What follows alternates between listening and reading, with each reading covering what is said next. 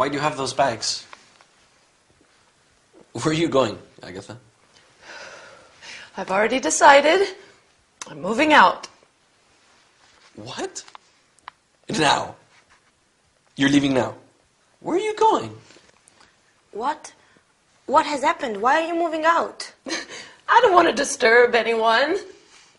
I think Victor and I need to lead separate lives. Victor needs his freedom.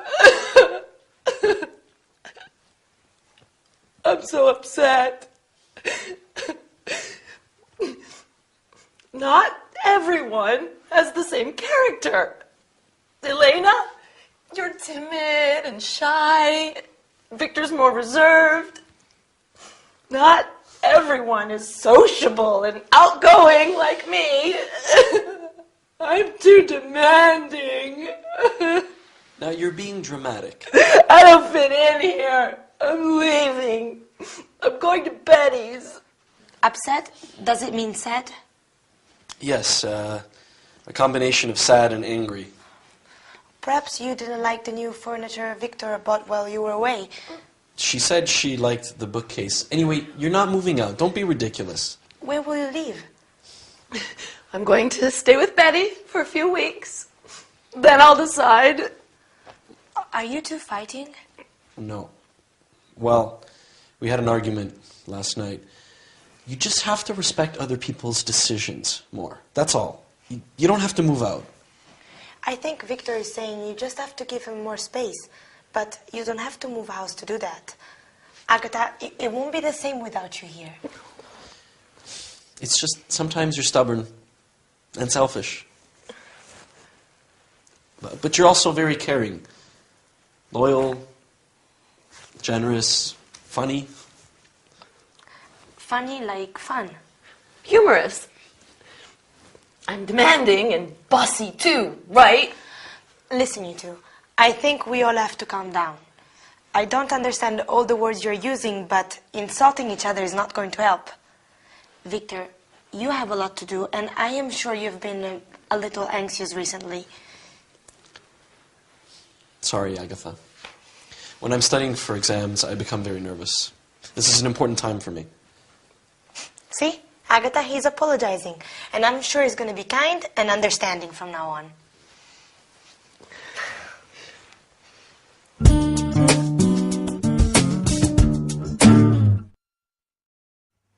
Hello everyone, welcome to your English lesson with me, your charming, kind and modest Gabrielle. That is an important part of our lesson today, how to describe people's character and personality. That was the problem in our sitcom, wasn't it? Victor and Agatha's personalities are too different, and that makes for a very difficult living situation. So, as well as describing personality, we will also review the future tense, using will, going to, and the present continuous and the present simple, and study the expression have to in the future. Oh, I'm giving a party next Saturday. It's Dylan's birthday. Are you going to come? Sure, you'll love it. Right, first let's review the future tenses. Do you remember when we use the verb to be plus going to? That's right. We use it to talk about future plans and intentions. Like when Agatha says, I'm going to stay with Betty. We also use it to talk about predictions based on what we can see at that moment. For example, saying, I think it's going to rain when you can see storm clouds. And when do we use will? We use it with offers. I will help you carry your bag. Promises. I won't come home late. Predictions without evidence. You'll love the film. And instant decisions. I'll have a ham sandwich. Now, to talk about the future, we also use the present continuous when we want to talk about future arrangements. For example, if I say, I'm meeting my friends tonight, I am talking about something that I have arranged to do. He's flying to Rome tomorrow. We're playing volleyball in the morning. We can also use the present simple for fixed future arrangements. I start my Spanish course next week. It begins at 9 o'clock. Wow, there are a lot of ways to talk about the future. Can you remember them all? Don't worry, you will. That's a promise. If we want to say that someone has to do something in the future, we use the expression will have to. For example, if you want to speak English well, you will have to study hard. If I want to buy a new car, I will have to save lots of money. Will have to stays the same in all persons. So we can also say, if Dylan wants me to cook dinner, he will have to wash the dishes. Okay, for his birthday, I'll do everything. Now, let's look at some ways that we can talk about character and personality. As I said before, I think I am charming, kind, and definitely modest. How about you? Are you timid and shy like Elena, or reserved like Victor? Or maybe you are like Agatha, sociable, loyal, and generous, but also stubborn, selfish, and demanding. My Dylan is such a sweet and caring man, but he can also be very moody at times. Lady Coco is loving and affectionate when she wants food, but she can be quite aggressive if I try to give her a bath. It's not easy being a mom. Speaking of which, I think it's bath time now for my little kitty cat. Wish me luck. See you next time. Bye.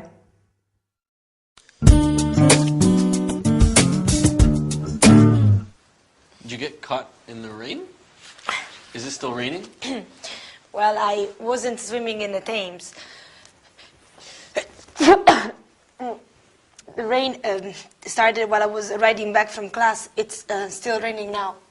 Oh, this weather's terrible. Come and get warm.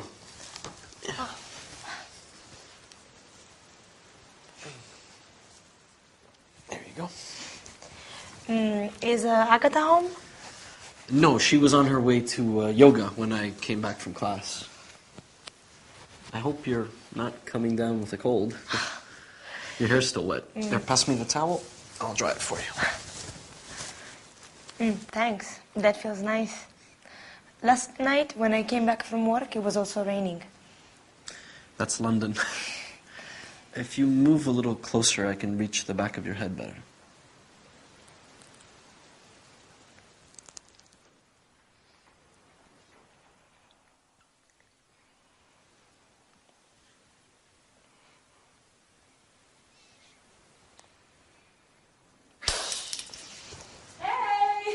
It's just me.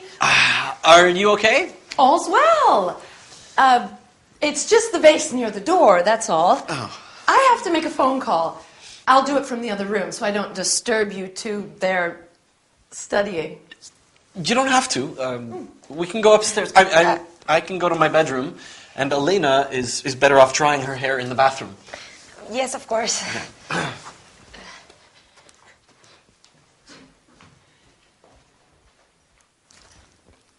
Oh, I have to tell Betty. I can't wait.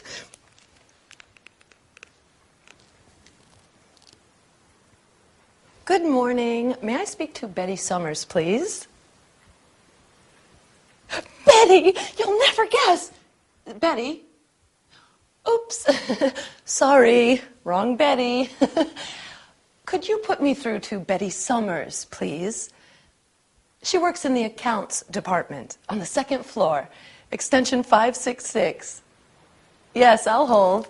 Thanks. Betty, you'll never guess what my little brother was doing when I came home. He was sitting on the sofa kissing Elena. No, they were definitely kissing. It wasn't just a quick kiss. They were kissing when I arrived home.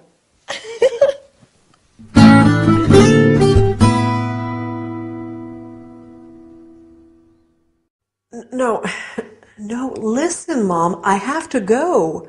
My lesson is starting. I'll call you back tonight. Bye.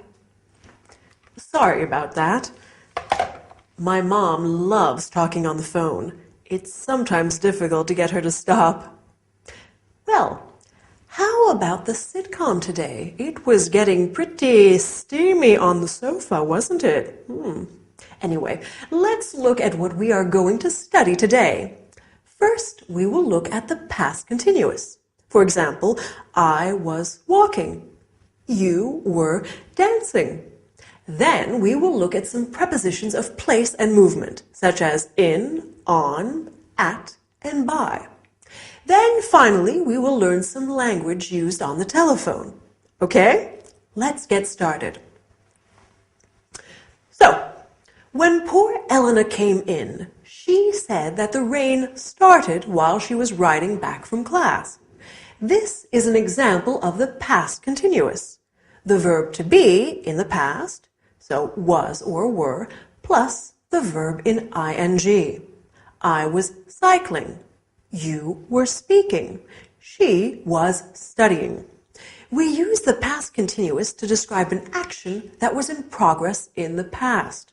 We often use it with the past simple to describe a long action interrupted by another action.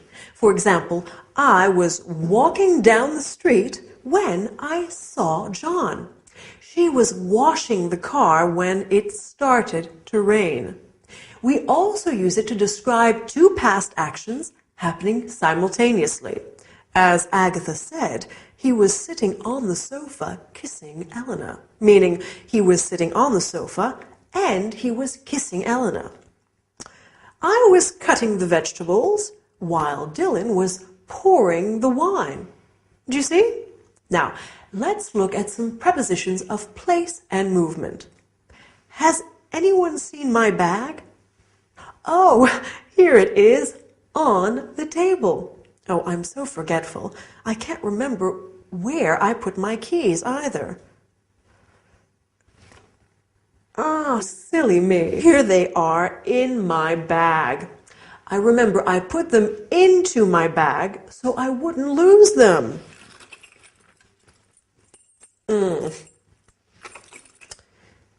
And my glasses? Where are they? Ah, they are in here too. I think I'll take them out of the bag so they don't get broken.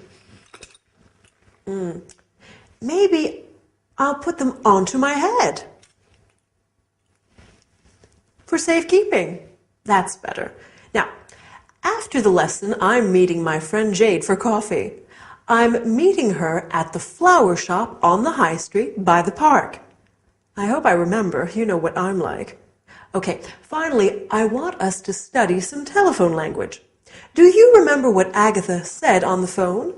She said, "May I speak to Betty Johnson, please?" This is how we ask for someone on the phone. Then she said, "Could you put me through to?" This is what we say when we are talking to a secretary or receptionist of a business and want to talk to someone specific. Please hold on. To be on hold means to wait to be connected to someone. You often hear some really dreadful music while on hold. We also have some important phrasal verbs in the English telephone language. To pick up is to answer the phone, and to hang up is to end the call. Okay? So now you know how to have a phone conversation in English. Good work. Well, that's all for today. See you next time, or maybe give me a call. Do you want green tea or black, Agatha? Oh, green, please. It's supposed to be very good for you. You've never had green tea before, Agatha. You said it tastes bitter. Are you starting a new diet? No, I just think I need to be a little healthier. When I was a young girl, I loved watching Mother make afternoon tea. her grandmother taught her how to make a proper pot of tea. When we were children, Agatha and Betty would help Mum make her special jam drop biscuits. Oh, what are jam drop biscuits? They're biscuits, which you push your thumb into to leave a little hole to put the delicious homemade strawberry jam into. Dad and I love them. Our cousins always had apple cakes with their tea, but jam drops were our favorite. Although Aunt Mary has always made marvelous jams. This tea is good. Mom sent it from Manchester. That's where our grandmother's from. She goes often to visit relatives and old school friends. Oh, where are you two from originally? Well, Mom's family is from Manchester, and Dad's from the U.S. We spent our school years living with our dad's family in Arizona until he was transferred here with work. Then we lived in a flat in Flagstaff, and we used to visit our grandmother. Oh. On the farm, in the country. Okay, guys, I have something to tell you. I've just been to the doctor's and... Oh, is everything okay? You have been ill a lot recently. Have you taken those vitamin pills I left on the table? Victor, I'm pregnant. How long have you known? Have you told Harold? I've just spoken to him, although he's suspected for weeks. His transfer has just come through, and he's coming back to London for good. That's fantastic news. I wonder who that is. I'll go.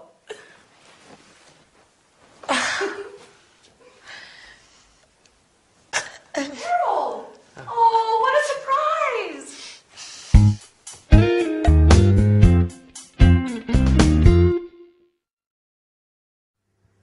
Hi there! Big news for our friends in the sitcom today. No wonder Agatha is being so careful with her diet lately. And that's great news about Harold coming back, isn't it? Anyway, on with today's lesson. We're going to study the present perfect. For example, I have lived here for 2 years. Then we are going to look at questions and expressions with the word like. I like tea. I would like some carrot cake. Do you remember what Lady Coco is like? Here she is. I'm sure you like her. Finally, we will look at how to describe your childhood. I'm curious. Are you ready? Let's get started. So, in the sitcom today, Elena said, "You've never had green tea before." This is an example of the present perfect. We make the present perfect with the verb have plus the past participle of the verb. I have seen this film twice. We use the present perfect to talk about experiences in our lives when the time is not really important. I have been to India. I have been to South Africa. I've been to France, for example. We can also use it to describe an action that started in the past and continues up to now. He has lived here since 1999. It means he's still living here. I've been singing since I was a child, and I keep doing it now. Another use of the present perfect is to describe an action that happened in the past that has a result in the present, an influence on it. Have you done your homework? Yes, I have. So you can go out now. Agatha said, I've just spoken to him, and now he knows everything. We use the word just when the action happened very recently. You have just learned how to use the present perfect. Well done. Now, let's look at the word like. We use like in many ways. For example, I like chocolate, and I would like some chocolate ice cream. We can also say, I look like my mom. He looks like a rugby player, to describe somebody's physical appearance. We can use like to compare things. Your hair is like silk, or your eyes are like stars. We can also say, what is he like? To ask about someone's appearance and personality. What is Dylan like? He's kind, generous, and very handsome. Compare this to the question, how is he? He's fine, thanks. We ask, how is he, when we are inquiring about someone's health and well-being. How are you?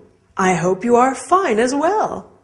In our sitcom today, Agatha talks about her past. When we talk about our childhood, we often say, when I was a little girl, or when I was 14.